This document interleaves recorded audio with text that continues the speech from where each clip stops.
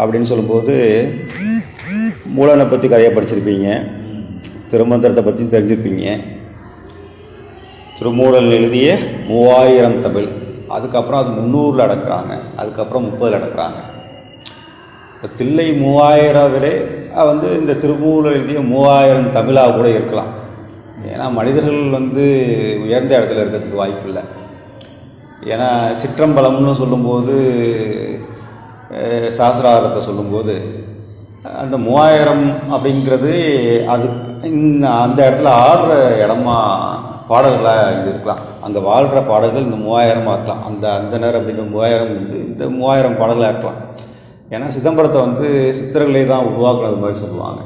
அப்போ அதில் 10ஆம் திருவிழா ஒரே ஒரு பாட்டு பார்ப்போம். அதாவது என்ன அழகு அப்படின்னா, தமிழில்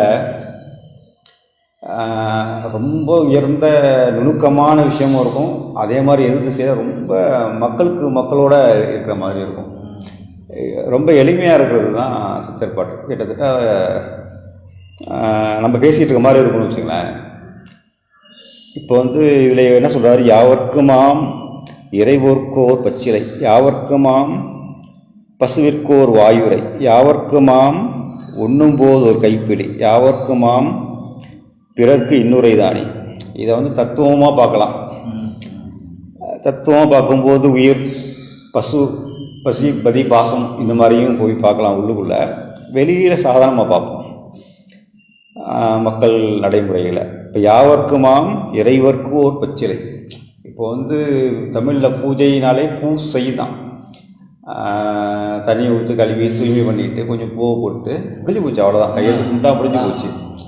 அதுக்கப்புறம் விளக்கு ஏற்றுறது ஒரு பழக்கம் வருது. அதுக்கப்புறம் தூப தீபம் அப்படின்னு வருது. அப்புறம் படையல் வருது. படையலை பொறுத்தளவு எப்படின்னா, முருகனுக்கே பார்த்தீங்கன்னா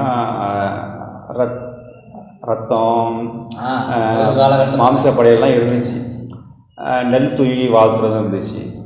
அதுக்கப்புறம் நம்மளோட ஆசை தான். அடித்தளம் ஒன்றே ஒன்று தான், பூவை போட்டு வணங்குறது, அவ்வளோதான் பூஜை. அதுக்கு மேலே ஒன்றுமே தேவை கிடையாது. அப்படி இருக்கும்போது அவங்க என்ன சொல்லுவாங்க, நீங்கள் பூ மலரும் மலராமலும் இருக்கும், சில இடத்துல பூவும் கிடைக்காது, ஆனால் இலை ஏதோ இருக்கும். அப்போ 2 பச்சிலையை போட்டு வணங்கு. இன்னொரு விஷயம் என்னென்னா, அதில் பச்சிலையை போட்டு வணங்குறது மட்டும் இல்லை, வணங்குற எல்லாமே நம்ம எடுத்துக்கிறது. இப்போ வள்ளலார் என்ன சொல்லுவார், தினைக்கும் தண்ணியில் ஏதாவது ஒரு மூலிகை, அதாவது பச்சிலையை போட்டு ஊற வச்சு அதை குடிங்க அப்படிம்பார். அவ்வளோதான். ஏதாவது ஒரு பச்சிலையை போட்டு நீங்கள் அங்கேயும் வணங்கலாம், தண்ணியில் போட்டு வெள்ளாசமும் குடிச்சிக்கிட்டு இருக்கலாம். ஏன்னா உள்ளேயும் இறைவன் உரையும் இடம்தான். ஆக யாவர்க்குமாம் இறைவோர்க்கோ பச்சிலை, அதாவது ஒரு பச்சிலை தினைக்கு ஏதோ ஒன்று பயன்படுத்துங்க, ஒன்று வழிபடுங்க, இல்லை தண்ணியில் போட்டு குடிங்க அப்படின்னு எடுத்துக்கலாம். யாவர்க்குமாம் பசுவிற்கோர் வாயுரை, அது ஜீவகாருண்ய ஒழுக்கம் தான், வேற ஒன்றுமே கிடையாது.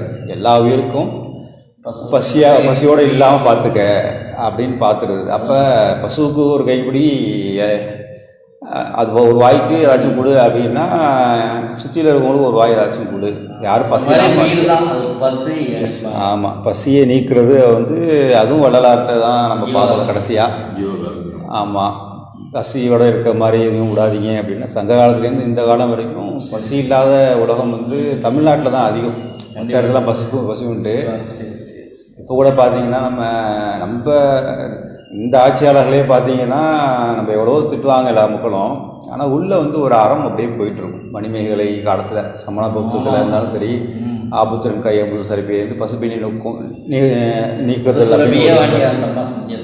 நீக்குதலாக இருந்துச்சு.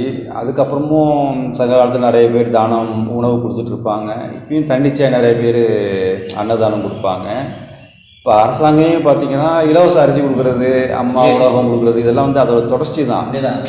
அது நம்ம பண்பாடு சார்ந்தே இருக்காங்க. நீங்கள் சொன்ன மாதிரி மனசில் விவரம் இருந்தாலும் செயற்பொழிவு நல்லது. அந்த அடிப்படை அறம் தமிழ்நாட்டில் இருந்துக்கிட்டே இருக்கும். யாவர்க்குமாம் பசுவிற்கோர் வாயுரை, அதான் பொருள்.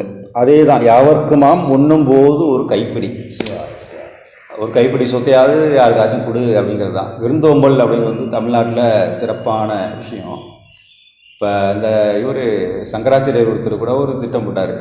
ஒரு கைப்பிடி அரிசி எடுத்து முதல்ல கோயிலுக்கு கொடுத்துருங்க, மிச்சத்தை சமைங்க அப்படிங்கிற மாதிரி. அது பார்த்தீங்கன்னா ஒரு முறை மயிலாப்பூர் கோயிலில் போய் பார்த்தேன். தனியாக அதுக்குன்னு ஒரு இது வச்சுருக்காங்க. அது அப்படியே நிரம்பி கிடந்துச்சு அரிசியாலே. உண்மையை சொல்லலாம், நம்மளும் என்ன அவருடைய அரிசியை தானே போட்டு 2-3 பேர் சாப்பிட்றாங்க. இன்றைக்கி 1/2 டம்ளர் அரிசி போடுறாங்க. ஆமாம், கிட்டத்தட்ட அதுதான். யாவர்க்குமாம் உண்ணும்போது ஒரு கைப்பிடி, யாவர்க்குமாம் பிறர்க்கு இன்னுரை தானே. இது வந்து பார்க்கறதுக்கு ரொம்ப சாதாரணமாக இருக்கும். இன்னுரை அப்படிங்கிறது எல்லாம் திட்டிகிட்டே தான் இருக்கும். நம்மளும் திட்டிகிட்டே தான் இருப்போம் எல்லாரையும். அன்பு மேலிடும்போது கோபம் வரும். கோபம் வந்து கடினமான வார்த்தைகள் வரும். அடிப்படை வந்து அன்பு தான். நல்லா இல்லையே, நல்லா இருந்தால் நல்லா இருக்குமே அப்படின்ற மாதிரி தான் அதுவும். அதையும் என்ன சொல்கிறாங்க, இன்னுரையால் சொல்லு அப்படிங்கிறாங்க. தமிழில் என்னென்னா மங்களம் அப்படிங்கிறத சிறப்பாக பயன்படுத்துவாங்க. நம்ம மக்கள் நடைமுறையிலே பார்த்தீங்கன்னா திட்டுவாங்க, கடும் கோபம் வரும், நீ நல்லா இருக்க அப்படிம்பாங்க. அந்த கோபத்தை கூட மங்கள வார்த்தையாக சொல்லுவாங்க. அது வந்து நம்ம பண்பாட்டில் ஒரு விஷயம். எல்லாருக்கும் ஒரு நல்ல வார்த்தை சொல்லு, நல்லா இருன்னு சொல்லு, வாழ்த்து. எந்த ஒரு சமூகம் வாழ்த்துக்கிட்டே இருக்கும், அந்த சமூகம் உயர்ந்துக்கிட்டே இருக்கும். நல்லா இரு.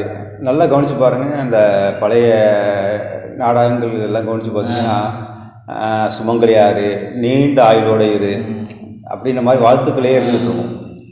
வணக்கத்துக்கு அந்த வாழ்த்துக்கள். இதே அரசியலில் பார்த்தீங்கன்னு வச்சுங்களேன், அண்ணா ஒன்று சொல்லியிருப்பார், பணம் இருக்கவங்க கொக்குவை தாரி, அதுவும் இல்லாதவங்க காசுகள் தாரி, அதுவும் இல்லையா வாய்ச்சொல் அருளியர் அப்படிம்பாங்க. வார்த்தையாளர்கள் 4 இடத்துல சொல்லுங்க அப்படிம்பாங்க. அந்த வாய் சொல் வந்து எல்லாத்தோடையும் பெருசு. இது போதும்னு நினைக்கிறேன். நல்லது.